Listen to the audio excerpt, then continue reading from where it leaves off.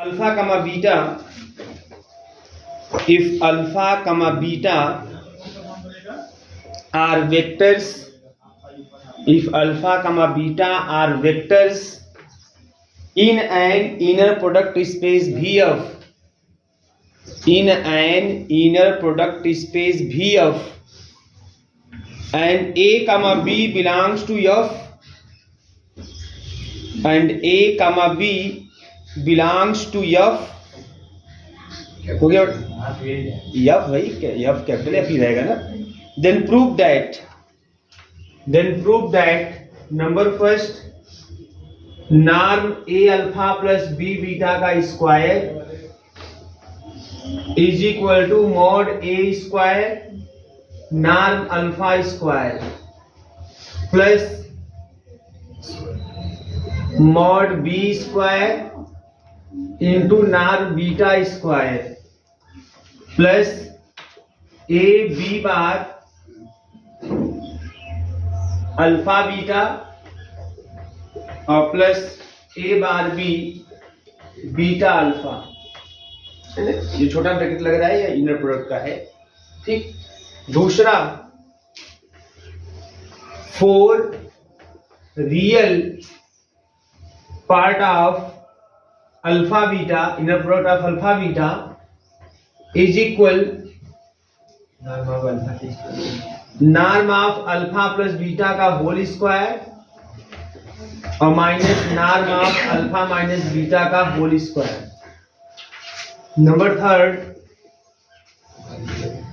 Four alpha comma beta is equal norm of alpha plus beta का whole square minus norm of alpha minus beta का whole square plus i norm alpha plus i beta का whole square और minus का आई norm alpha minus आई beta का whole square. Four alpha comma beta, inner product of alpha comma beta is equal to real part of inner product of alpha comma beta or plus imaginary parts of real imaginary I plus I into real part of alpha, real part of alpha comma I beta। ठीक है, ये है आपके पास।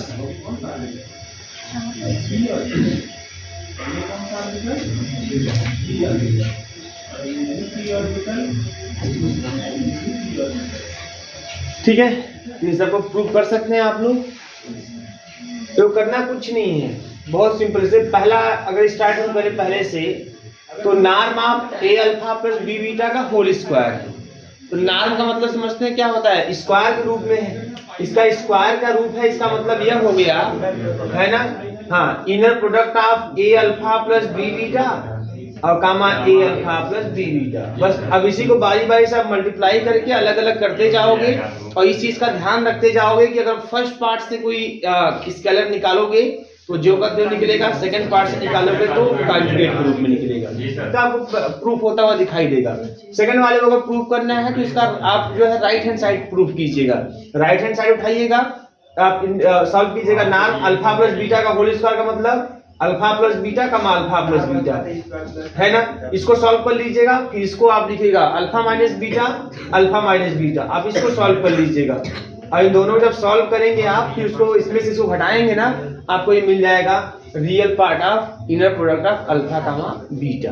बात समझ में आ रही है? इस तरीके से जेड जेड बार समझते हैं आप लोग, कभी कहा आपको जानना चाहिए, जानते होंगे है ना। तो जेड जेड बार जैसे होता है, जेड इज इक्वल टू क्या होता है, एक्स प्लस आई वाई। वो सिंपल तरीका समझो आप, एक्स प्लस आई वाई।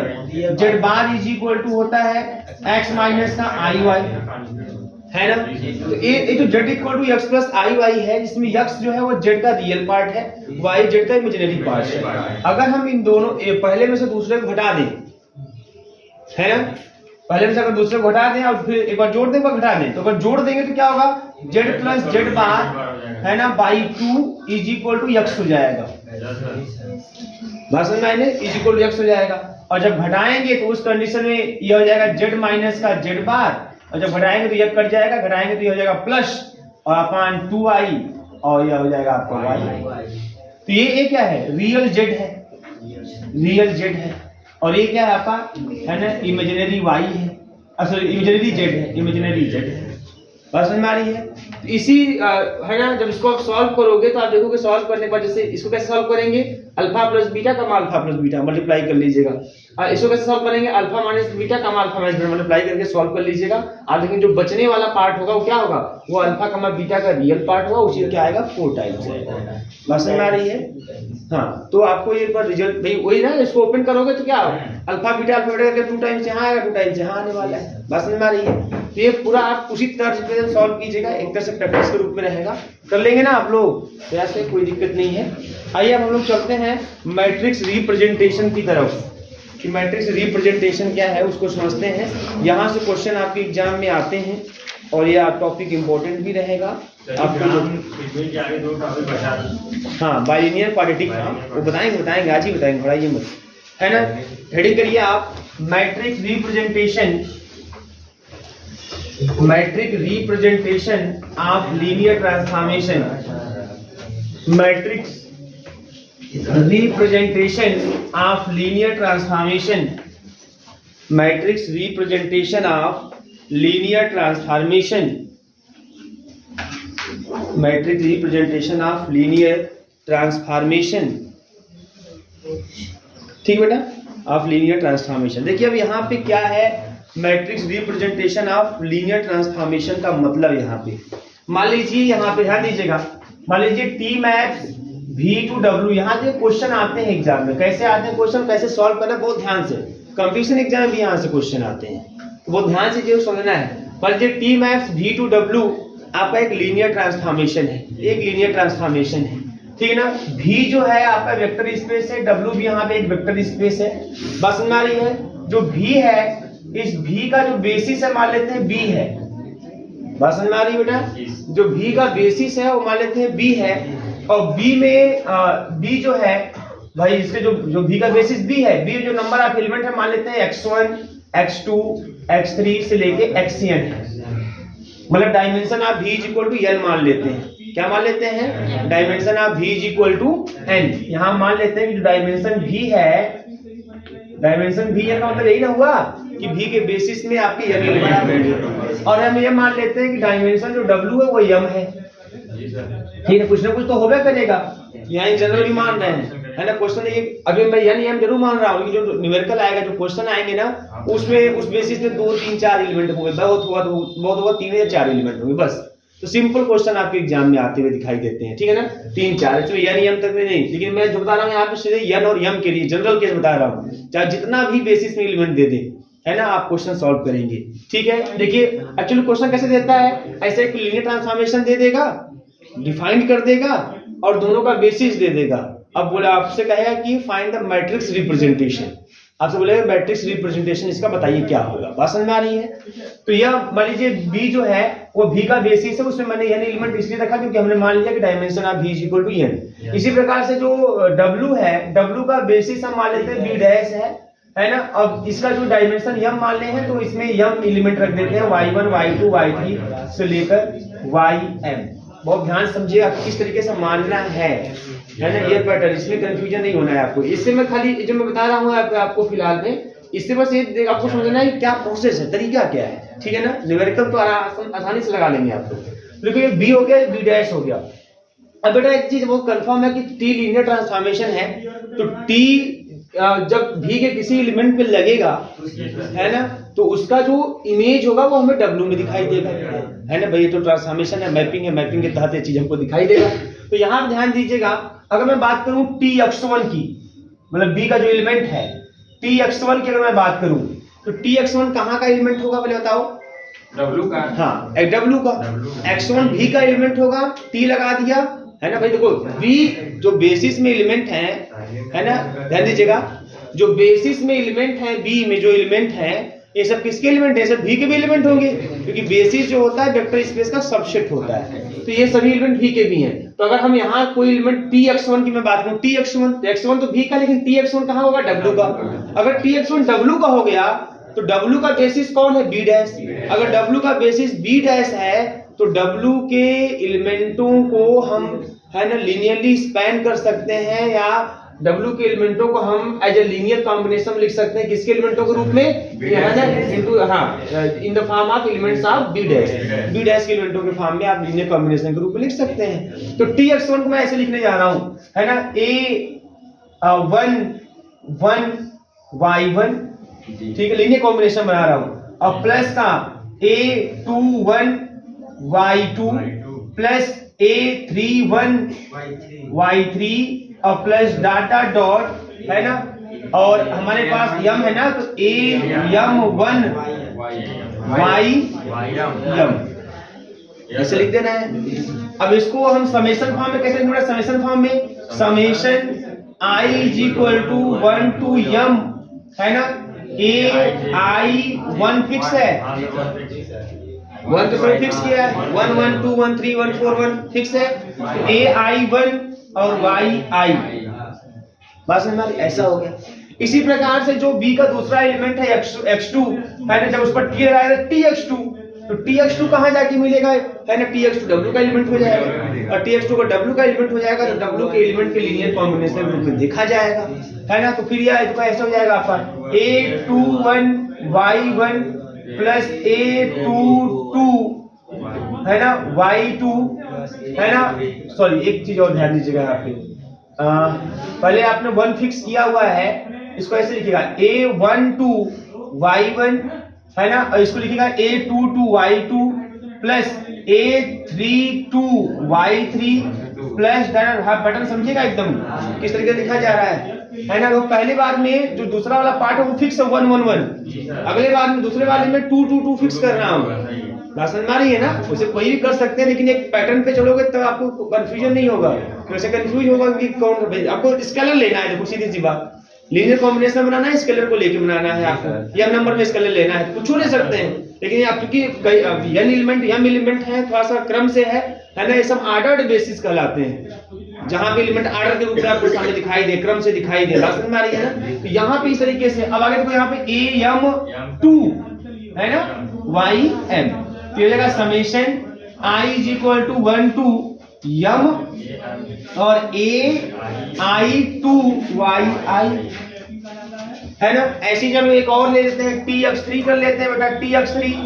तो जब TX3 की बात करेंगे तो जगह A13 Y1 plus A23 Y2 plus A33 Y3 plus dot dot AM3 YM, है ना, is equal to summation I is equal to 1 to m और AI3 YI।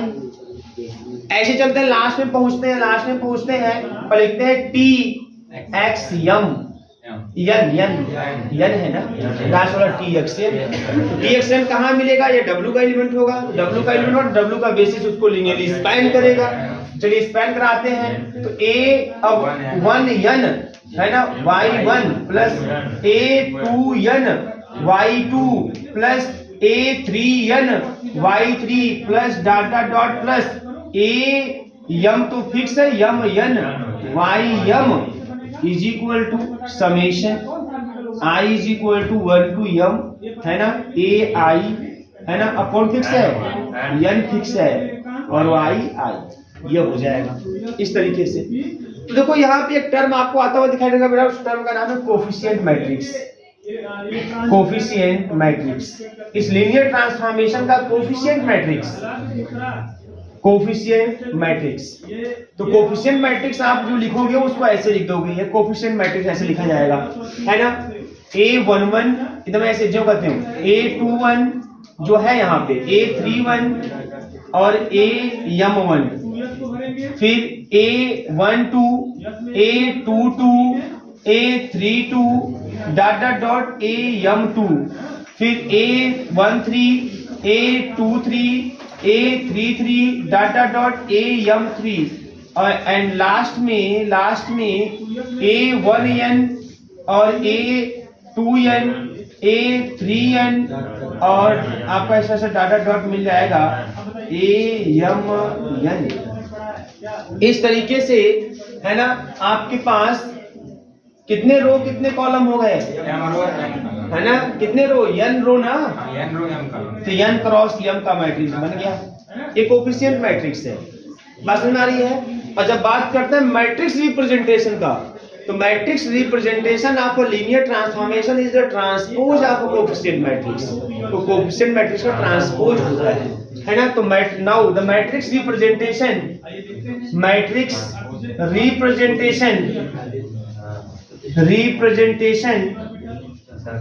Of linear transformation is the transpose of coefficient matrix. Coefficient matrix का transpose होता है coefficient matrix. Hence जो matrix representation होता है, कैसे लिखेंगे ध्यान देना यहाँ पे। जब मैट्रिक्स रिप्रेजेंटेशन की बात करेंगे तो कैसे, अच्छा टी लिखते हैं, टी, और बेसिस कौन है, बी का जो बेसिस है ना, उसको यहाँ पे लिख देंगे। कभी लोग बी का बी डैश भी लिख देते हैं यहीं पे, है ना, जैसे भी लिख देते तमाम तरीका से। ब्रैकेट में कुछ लोग टी डॉट दो लगा के भी बी और बी का बी डैश भी कर देते हैं, तमाम तरीके होते हैं। तो ये इज इक्वल टू लिखा जाएगा, इसी का ट्रांसपोज कर दोगे आप, है ना, तो यह हो जाएगा A11, ये फर्स्ट रो फर्स्ट कॉलम बन जाएगा, A21, A31 और AM1, ये इस तरीके से। फिर सेकंड रो सेकंड कॉलम बन जाएगा A12, A22, A23, sorry A11, A22, A12, A32 और यहाँ पे AM, और ऐसे ही लास्ट में आपका लास्ट रो लास्ट कॉलम बन जाएगा A1N, A2N, और ये लास्ट में आपका है ना A3N भी हो जाएगा, और लास्ट में बन जाएगा AM। तो अब जो है यह m रो और n कॉलम बन जाएगा। यही मैट्रिक्स रिप्रेजेंटेशन होता है। तो यहाँ से कंपटीशन एग्जाम में अच्छे नेटवर्क के एग्जाम में क्वेश्चन मैंने देखा यहाँ से आता है, वह बहुत इजी क्वेश्चन आता है। बस आपको ये चीज ध्यान देना है कि जो b है ना वो इसका बेसिस है, b का बेसिस, ठीक है, और b डैश इसका बेसिस रहेगा। तो b के ही एलिमेंटों को हम लोग है ना b डैश के b के एलिमेंटों का जो इमेज होगा उसे हम लोग b डैश के एलिमेंटों के लीनियर कॉम्बिनेशन के रूप में एक्सप्रेस करते हैं। क्यों एक्सप्रेस होगा, क्योंकि उसका रीजन यह है क्योंकि जो b का एलिमेंट हो v का एलिमेंट होगा, क्योंकि b का बेसिस है, और v का जब v का एलिमेंट होगा जिस पर हम t लगाएंगे तो उसका इमेज हमें w मिलेगा। जब इमेज हमें w मिलेगा तो w का बेसिस b डैश है, इसलिए वो w के एलिमेंटों को लीनियरली स्पैन करेंगे। तो इस तरीके से आप हर जितने भी क्वेश्चन आएंगे न्यूमेरिकल आते हैं, किसी भी लेवल पे आते हैं ना, उसका तरीका एकदम सिंपल होता है कि आप जो है आप देखेंगे कि b दिया रहेगा इसके लिए b डैश दिया रहेगा। आपसे मैट्रिक्स रिप्रेजेंटेशन पूछेगा, तब बारी से यहाँ के एलिमेंटों पर t लगाएंगे, उसका इमेज आपको यहाँ दिखाई देगा, और उसी इमेज को इसके बेसिस के एलिमेंटों के लीनियर कॉम्बिनेशन में एक्सप्रेस करने का काम आपका रहेगा। एक्सप्रेस कर लोगे, करने के बाद फिर मैट्रिक्स बना लोगे। तो मैट्रिक्स ऐसे बनाओगे तो क्या करते हैं, जरूरी नहीं कि आप ये लिखिए कोएफिशिएंट मैट्रिक्स, है ना, जरूरी नहीं कोएफिशिएंट मैट्रिक्स आप लिखिए, आप इसको तुरंत ऐसे यहीं पे ट्रांसपोज लेके लिख दीजिए। बात समझ आ रही है, कर लीजिए इसको। Let T maps V to W, let T maps V to W, where V and W be the vector spaces over the field F, comma, be a linear transformation.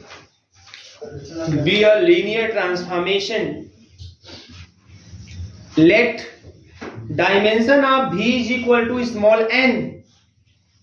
Let dimension of capital V is equal to small n, and B is equal to, and capital B is equal to क्या, वही लिख दीजिए x1 से लेकर xn तक, curly bracket में x1, x2, x3 से लेकर xn तक।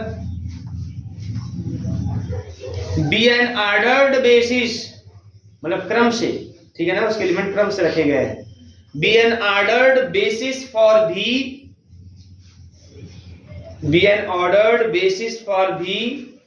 so that each vector in V is expressible as a linear combination of each vector, हो गया, in V is expressible as a linear combination of the element of B, है ना भाई, B का basis है तो B के एलिमेंटों को लिनियरली स्पैन करेगा, linear combination of the element of B, capital B, clear है ना। आगे लिखिएगा, let dimension of W is equal to m, dimension of W is equal to m small m and B dash is equal to, मान लीजिए B dash is equal to क्या लिखेगा, y1 से लेके ym तक लिख दीजिए कर्ली ब्रैकेट में, है ना। B dash is equal to y1 curly bracket में y2 y3 से लेके ym तक। be an ordered basis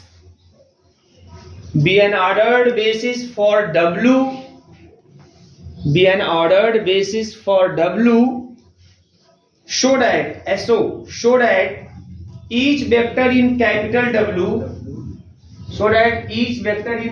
W, is expressible as a linear combination of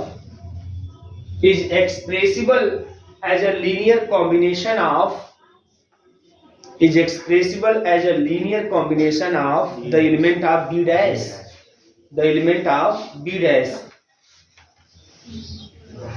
Again, we know that for each x belongs to capital V. Again, we know that for each x belongs to capital V. कोई भी x अगर हम capital V में पाते हैं, x belongs to capital V, comma tx belongs to capital W, उस x का image कहाँ जाएगा, W में, tx belongs to capital W, and hence tx can be expressed as a linear combination of the element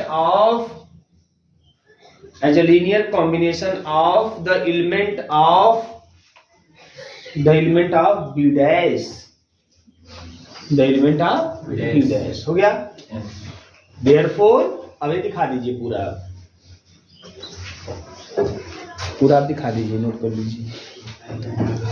ये सब मत देखिएगा, तीर लगाइए तो वैसे सुधार आता। आप यहाँ चालू करेंगे tx1 tx2 से, ठीक है। अब आइए क्वेश्चन की बात करते हैं। क्या हो गया, ठीक है ना आप लोग, चलिए भगवान करें ठीक रहे। क्वेश्चन लिखिए। कभी कभी आप लोग ऐसा कुछ हरकत करते हैं ना, मुझे जो है चिंता होने लगती है कि पता नहीं इन लोगों का दिमाग सही चल रहा है, गड़बड़ तो नहीं हो गया। क्वेश्चन लिखिएगा, if T maps R2 to R2, if T maps R2 to R2 such that Txy is equal to 2x minus का 3y, 2x minus का 3y, comma x plus y, compute the matrix of T relative to the basis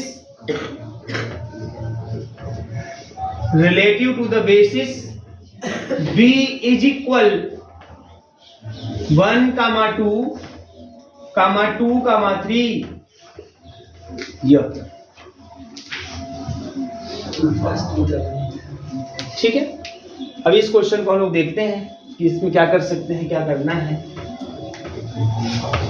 और देखो इस question में एक ही basis दिया हुआ है, इसका समझ रहे क्या है, इसका मतलब कि जो बेसिस B है यही आपका दोनों R2 ही है, तो दोनों के लिए वही बेसिस है, मतलब B और B डैश यहाँ पे क्या है, सेम है, ठीक है ना। तो जहां पर एक ही बेसिस देगा, है ना, समझ लीजिए कि दोनों के लिए दिया हुआ है। और पहली बार दूसरी बार जब भी ऐसा देगा ना, तो आप देखेंगे वेक्टर स्पेस भी सेम होंगे। तो T maps R2 to R2 जो यहाँ लीनियर ट्रांसफॉर्मेशन डिफाइंड है, ये R2 से R2 में डिफाइंड है। R2 मतलब सेट ऑफ ऑर्डर्ड पेयर, है ना। और जो ऑर्डर पेयर में एलिमेंट होंगे वो सब क्या होंगे, रियल नंबर होंगे। बस समझे, R2 मतलब समझ रहा है ना। R2 का मतलब है कि इसमें जितने भी एलिमेंट आएंगे वह आर्डर पेयर वाले एलिमेंट आएंगे, और जहां पे जो x और y होंगे ये सब रियल नंबर होंगे। इस तरीके से ये सब R2 में आएंगे, यही हमारा R2 है। बात समझ में आ रही है? तो मैपिंग डिफाइंड है, टी मैप्स R2 से R2 में डिफाइंड है मैपिंग। और डिफाइंड कैसी है? डिफाइंड एज या डिफाइंड बाय, ऐसे डिफाइंड किया गया है कि टी एक्स वाई, मतलब यहाँ के किसी भी आर्डर पेयर पर जब टी लग रहा है तो जो इमेज के रूप में हमें यहाँ पे आर्डर पेयर मिल रहा है तो किस रूप का है? वह है 2x माइनस का 3y और x प्लस वाई। ठीक है, यहाँ पे b जो बेसिस दिया हुआ है, क्योंकि दोनों वेक्टर स्पेस सेम है, तो जो भाई इसका बेसिस होगा वही उसका भी बेसिस होगा, इसमें कोई समस्या ही नहीं है। तो जो b है और b डैश यहाँ दोनों एक ही है, मतलब 1, 2 है ना, और 2, 3, ये आपके पास है इंफॉर्मेशन, है ना। यही बेटा बी भी है, यही हमारा बी डैश भी, अगर आप जो भी आप इसके पहले कैलकुलेशन जनरल बातें की उसके हिसाब से यही बी है, यही बी डैश है। ठीक है ना। तो इसका मतलब क्या करते हैं, बताए आपको क्या करते हैं आप मैट्रिक्स रिप्रेजेंटेशन के लिए? आप जो बेसिस होता है यहाँ का डोमेन वाला जो बेसिस होता है, उस बेसिस के एलिमेंटों पे टी ऑपरेट करते हैं। टी ऑपरेट जब करते हैं आप, तो टी ऑपरेट करने पे जो एलिमेंट आता है वो यहाँ का एलिमेंट होता है, को डोमेन का, है ना, मतलब रेंज का भी कर सकते हैं, वहां का एलिमेंट होता है। बस नहीं, और उस एलिमेंट को हम लोग रिप्रेजेंट करते हैं, लीनियरली एक्सप्रेस करते हैं किसके एलिमेंटों के रूप में? इसी R2 के बेसिस के। तो यहाँ मतलब कि इसी के टर्म में आपको रिप्रेजेंट करना है लीनियर, क्योंकि यही उसका भी बेसिस है। और ध्यान समझिएगा, यही उसका भी बेसिस। कुछ क्वेश्चन में ऐसा भी होगा सचिन, कुछ क्वेश्चन में ऐसा भी होगा कि इसका बेसिस अलग होगा, इसका बेसिस अलग होगा। तो ऐसे केस में क्या होगा? ऐसे केस में यहाँ के बेसिस के एलिमेंट जब टी को लगाएंगे तो जो रिजल्ट आएगा उस रिजल्ट को यहाँ के बेसिस के एलिमेंटों के लीनियर कॉम्बिनेशन के रूप में एक्सप्रेस करेंगे। यहाँ बड़ी अच्छी बात, यहाँ भी दोनों का सेम है, इसलिए इसी पर टी ऑपरेट करना है, जो इमेज आएगा उसको इसी दोनों के लीनियर कॉम्बिनेशन के रूप में लिखना है। कितने का समझ में आ रही नहीं आ रही है? ऐसा क्यों हो रहा है? क्योंकि यही दोनों का बेसिस है, या दोनों वेक्टर स्पेस सेम है। बात समझ में आ रही है? तो कैसे करते हैं बेटा, ध्यान दीजिए कैसे सॉल्व करते हैं। ध्यान दीजिए यहाँ पे, नाउ T12 लगाते हैं बारी बारी से, जितना जो उसका बेसिस है R2 का। तो T12 की बात करेंगे तो नियम के अकॉर्डिंग क्या होगा बताइए? यहाँ पे x के स्थान पे 1, y के स्थान पे 2, है ना, तो जाएगा 2, x के स्थान पे 1, y के स्थान पे 2 into 1 मैं लिख देता हूँ, माइनस का 3 into 2 अब कामा 1 plus 2, तो यह आपका हो जाएगा यहाँ से, है ना। तो यह 2 माइनस का 6 माइनस का 4 और 3 माइनस 4 का 3 हो जाएगा। अब इसी माइनस 4 का 3 को इसी tx कौन हो गया? यही माइनस 4 का 3, यही tx हमारा हो गया। अब इसी को हमको एक्सप्रेस करना है ना, as a linear combination of, है ना, एलिमेंट्स ऑफ बी डैश, मतलब बी। तो यहाँ पे लिख देता हूँ इस तरीके से A11, क्लियर है? A11 और 1, 2, फिर प्लस A21, ठीक ना, और 2, 3 ऐसे। और होता तो और लिखते A31 फिक्स करके ऐसे रन कराते। क्लियर है? जैसे आपने किया है, लिखा है जनरल में, वैसे ही कर रहा हूं एकदम। ऐसा हो गया। अब आपका यहाँ पे टास्क किया है कि आप A11 A21 पहले पता कर लो कि A11 A21 है क्या, उसको पता कर लो, है ना। तो कैसे पता करेंगे भैया? तो इस हिसाब से देखो यहाँ हो जाएगा, अगर इसको मल्टीप्लाई कर दो तो हो जाएगा आपका काउंट कितना? A11 और प्लस का 2A21 कामा 2A11 प्लस का 3A21। बात समझ में आ रही है? इस तरीके से। अच्छा, ये तो मैं ऐसे लिख रहा हूँ, आपकी मर्जी होगी तो आप A1 A2 बस लिखिएगा, क्या फर्क पड़ता है। लेकिन आप समझिएगा यहाँ पे कि जैसे ये जो आप लिखेंगे ऐसे तो एक कोएफिशिएंट मैट्रिक्स बनेगा, इसी को पलट देंगे, ट्रांसपोज ले लेंगे तो वही आपका है ना मैट्रिक्स रिप्रेजेंटेशन हो जाएगा, आप लीनियर ट्रांसफॉर्मेशन। तो ये बताओ यहाँ से क्या लेगा? यहाँ से मिल जाएगा A11 प्लस का 2A2 बराबर माइनस का 4 हो जाएगा, है ना। और उसके बाद 2A11 और प्लस का 3A21 बराबर 3 हो जाएगा। अब इसी को सॉल्व कर लेना है, तो सॉल्व कर लीजिए, है ना। सॉल्व कैसे करेंगे? ऊपर 2 से मल्टीप्लाई कर दें तो 2A11 plus 4A21 is equal to minus का 8 और ये 2a11 प्लस का 3a21 इज इक्वल टू 3। अब घटा लें, यहाँ पे घटा लें इसको, तो इससे कट जाएगा। 4 में से 3 गया तो a21 is equal to minus का 11। तो जब a21 is equal to minus का 11 हो जाएगा, देन है ना ए रख दीजिए, a11 पहले में रख दीजिए, a11 और प्लस का है ना 2 इंटू माइनस का 11, यही ना, इज इक्वल टू माइनस का 4। तो यहाँ हो जाएगा a11 is equal to minus का 22 का प्लस 22 माइनस का 4 मतलब 18 हो जाएगा। ये हो गया, बात समझ में आ रही है? इसका मतलब जो -4,3 है वो देखो ऐसा हो गया, कैसा? a11 के स्थान पे हमारा हो गया 18 1,2 है ना, और प्लस का a21 के स्थान पे माइनस का 11 और 2,3। तो ये ऐसा लिख के आप लोग देख लीजिएगा कि हाँ वास्तव में सही है कि नहीं सही है। तो है देखो कैसे, 18 हो गया और 11 दूनी 22 है ना, 18 माइनस 22 माइनस का 4 हो जाएगा। सेकंड एलिमेंट 18 दूनी 36 तो 11 या 33, 36 में से 33 गया 30। इसका मतलब हमारा जो वैल्यू आया है वो सही है। ऐसे लिख के चेक कर लीजिएगा सही है, हमने सॉल्व किया कि नहीं किया है भाई, क्योंकि कॉमन मिस्टेक कई मान लीजिए हो ही गया, ऐसे चेक कर लेंगे आप। ठीक है, इसी अच्छा ये हो गया आपका इक्वेशन नंबर फर्स्ट हो गया।